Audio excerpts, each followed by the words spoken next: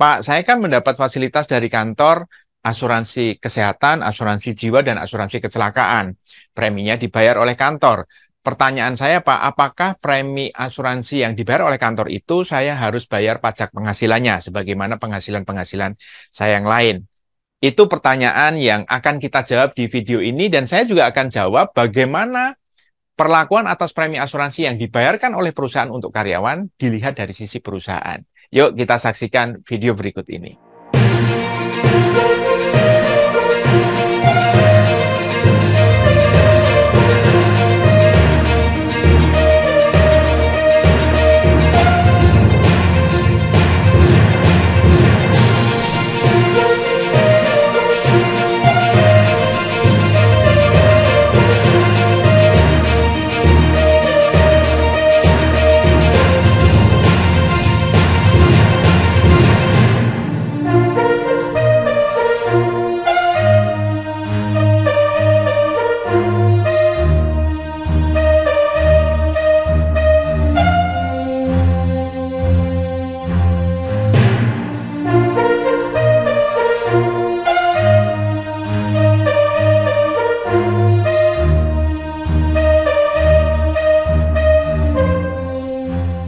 Ya, karena ini adalah waktunya mulai melaporkan pajak penghasilan yang sudah kita bayarkan tahun lalu, maka mulai muncullah pertanyaan-pertanyaan ini. Apakah premi asuransi yang dibayarkan perusahaan untuk karyawannya, untuk fasilitas yang dinikmati oleh karyawannya, itu akan dikenakan pajak penghasilan atau tidak? Dan bagaimana perlakuan atas premi tersebut dilihat dari sisi pajak penghasilan perusahaan. Yuk, kita akan lihat pertama kali bahwa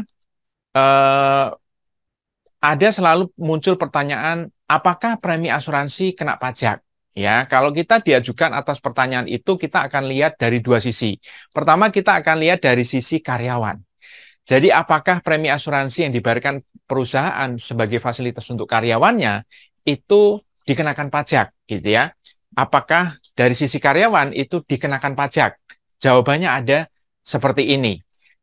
Kita akan lihat dulu pengertian mengenai penghasilan ya. Jadi kalau kita bicara pajak penghasilan, maka kita harus tahu dulu definisi penghasilan. Definisi penghasilan sudah jelas di dalam pasal 4 Undang-Undang Harmonisasi Peraturan Perpajakan, Undang-Undang Nomor 7 Tahun 2021, dan ditegaskan lagi di dalam pasal 2 PP Nomor 55 Tahun 2022 tentang penyesuaian pengaturan bidang pajak penghasilan, bahwa penghasilan adalah objek pajak penghasilan adalah semua tambahan ekonomis yang diterima oleh wajib pajak, baik yang berasal dari Indonesia maupun dari luar negeri. Jadi semua tambahan nilai ekonomis, uang masuk ke kita yang membuat kita lebih mampu secara ekonomi, itu adalah objek pajak penghasilan. Itu dulu.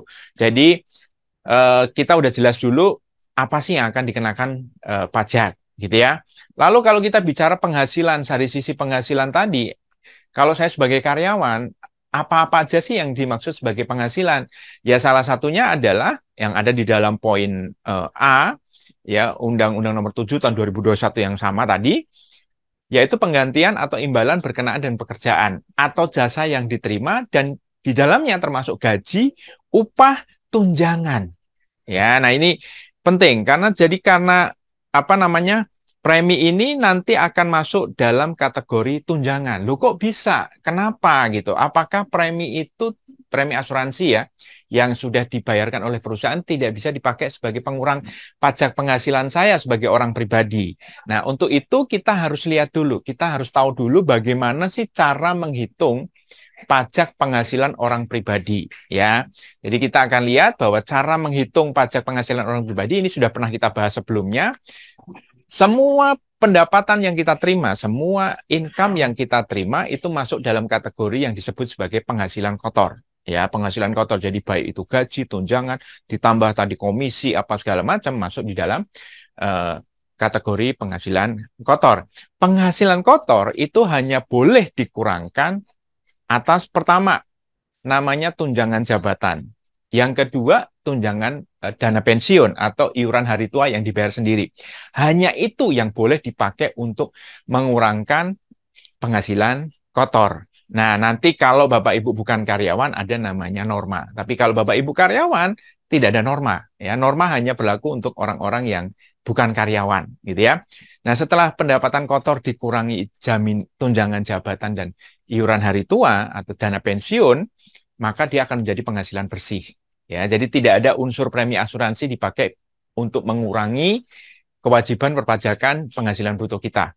Penghasilan bersih itu tidak langsung dikenakan pajak, dia akan dikurangi lagi oleh yang namanya PTKP. Ya, kalau kita lihat di Undang-Undang HPP tadi, PTKP saat ini yang berlaku adalah 54 juta untuk wajib pajak orang pribadi, gitu ya. Kalau dia punya istri, maka tambah yang laporan pajaknya digabung, itu tambah 54 juta lagi. Nah, kalau misalnya punya anak, satu anak 4,5 juta.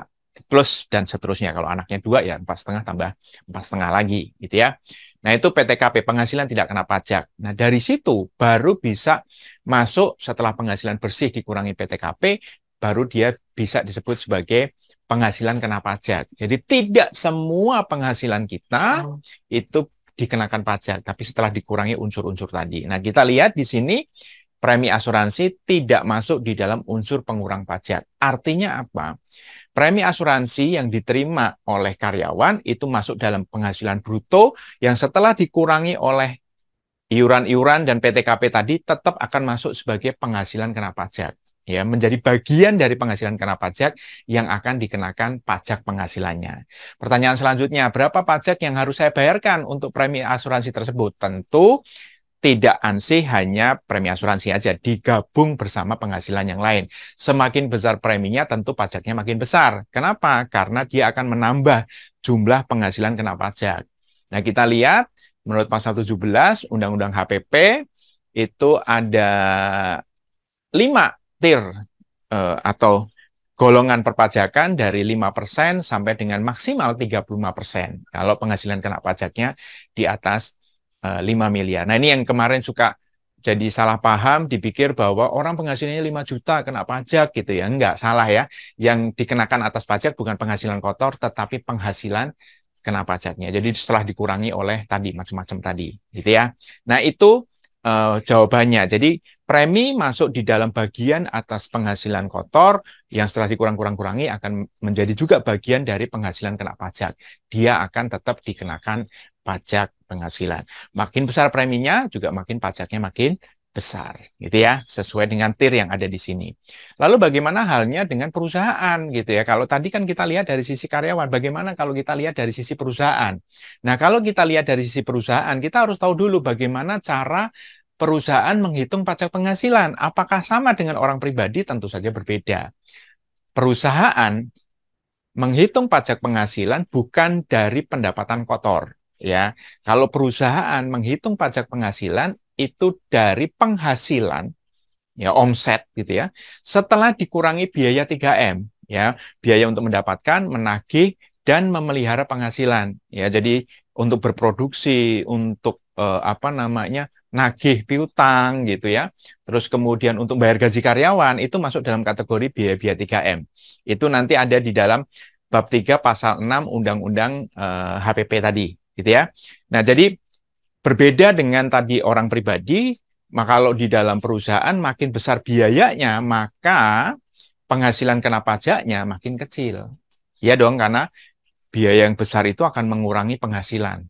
Maka penghasilan kotornya ya, omsetnya tadi ya, penghasilan kena pajaknya akan makin kecil. Sehingga pajak penghasilannya juga makin kecil karena sesuai undang-undang HPP juga pajak penghasilan badan itu 22%. Ya, nah itu bedanya.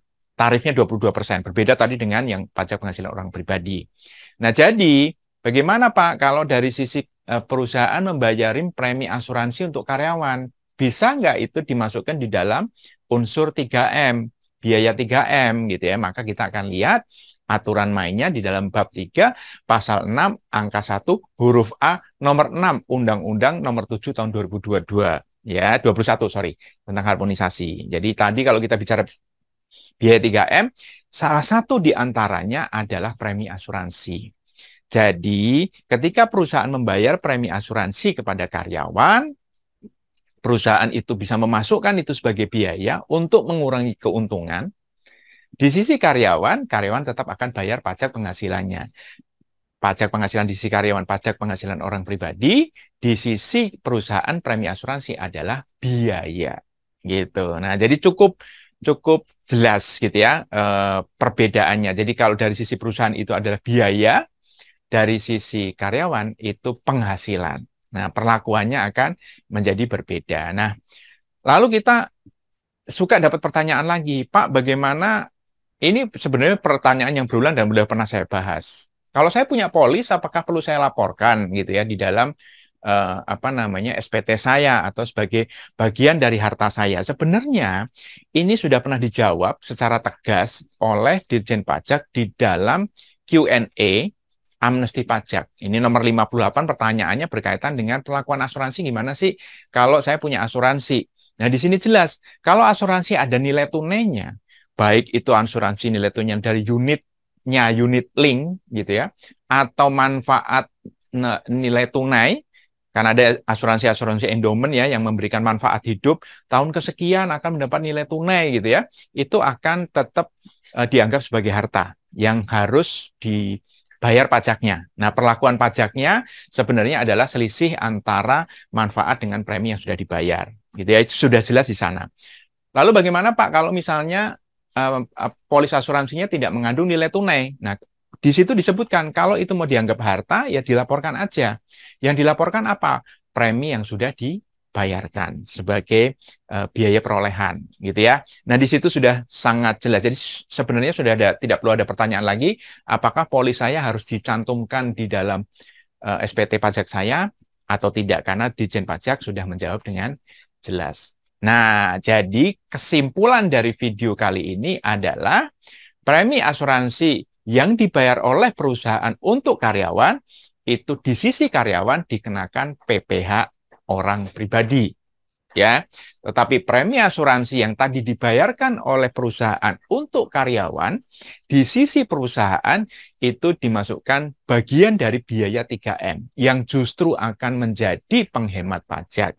Karena semakin besar biayanya, keuntungan perusahaan makin kecil. Nah, keuntungan itulah yang nanti akan dikenakan pajak. Jadi, pajaknya makin kecil. Kira-kira seperti itu. Ya, jadi ini adalah jawaban untuk pertanyaan tadi atas premi asuransi kena pajak atau tidak. Jawabannya akan berbeda kalau Bapak Ibu ada di sisi karyawan dan kalau Bapak Ibu ada di sisi pengusaha. Oke, Bapak Ibu, semoga video ini cukup memberikan pencerahan gitu ya, karena ini sudah musimnya mengisi SPT pajak penghasilan. Semoga video ini juga bisa memberikan tambahan pengetahuan baru dan menegaskan bagaimana kedudukan polis asuransi kita di dalam SPT. Sampai ketemu di Edu Series berikutnya. Jangan lupa like, share, dan subscribe. Sukses untuk kita semua.